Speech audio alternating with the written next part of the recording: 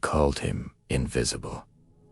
Every night at exactly 9:47 p.m., when the last executive stepped into the elevator and the glass doors locked behind them, he walked in. No one knew his name. No one asked it. But 3 weeks before the biggest financial collapse in the company's history, the janitor saw something no one else did, and he had to decide stay invisible or risk everything.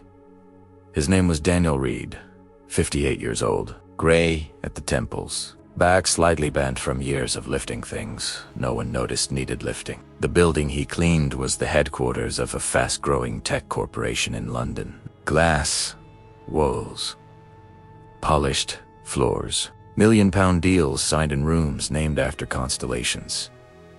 By day, it buzzed with confidence. By night, it echoed.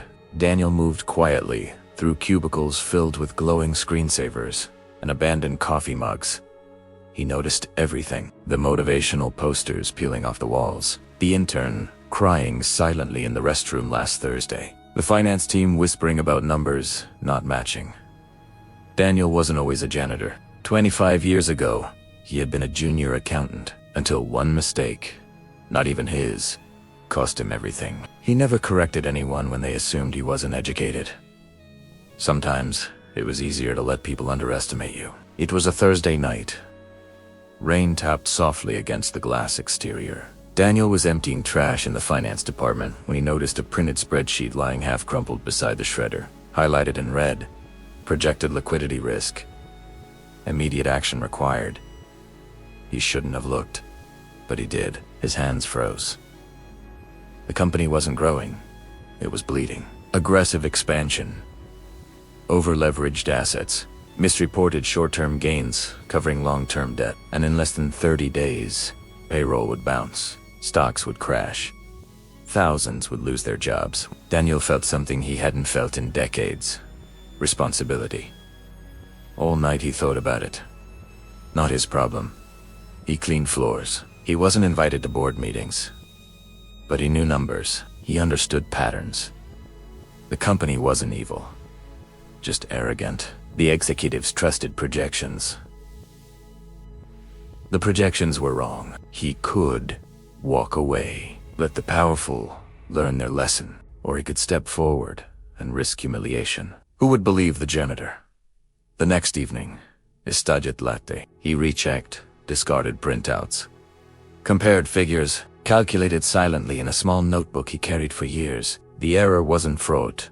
It was worse: blind optimism. He knew exactly how to fix it.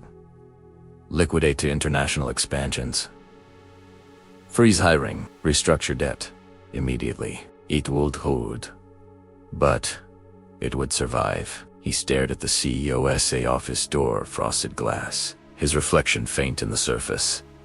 Invisible. Safe. The following morning, something Daniel had never done in 8 years happened. He didn't clock out. He waited.